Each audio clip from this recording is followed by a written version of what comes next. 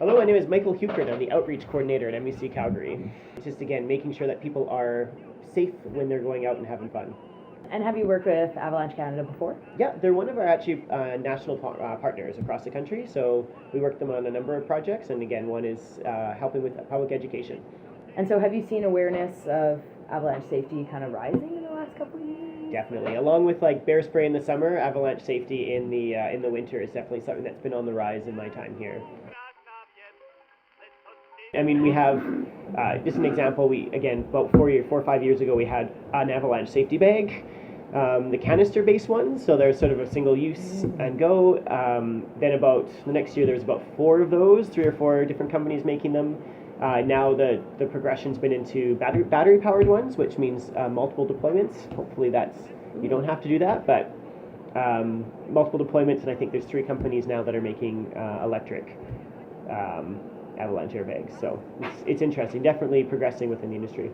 Overall, avalanche airbags help they do a couple things. They help lower your overall density, so you're not going to like float. If you like stop at the bottom of an avalanche and you pull it, it's not going to like help you float to the top of it. But if you weigh a little bit less for your size, you tend to finish higher up in the avalanche. Another benefit is they protect your spine and sort of that important bit, because it's pretty traumatic to be caught in an avalanche. You've got a lot of big chunks of ice. Often that'll hit into trees, and usually people die from the trauma rather than sort of like a lock, getting sort of loss of oxygen or something. You hopefully can spread out the word that, spread the word about avalanche safety. There's a few simple things that you can do to recognize the hazard and take things into your own hands and, keep yourself safe out there. I don't know if people are taking less risks in the backcountry.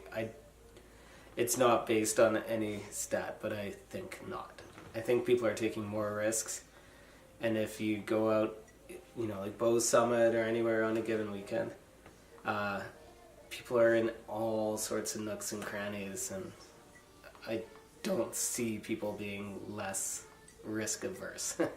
I feel like the last few years the snowpack has been relatively forgiving, so I don't know if it's people are getting smarter or smarter people or a smarter snowpack. I guess, like from our standpoint, understanding the difference between area boundary and closed area. Like closed areas are within the ski resort boundary, and they're closed because of avalanche danger, and we're working that terrain, but you can't go in there. Like, it's closed for avalanche danger, and it's not to be mistaken with area boundary, which is you're free to go past.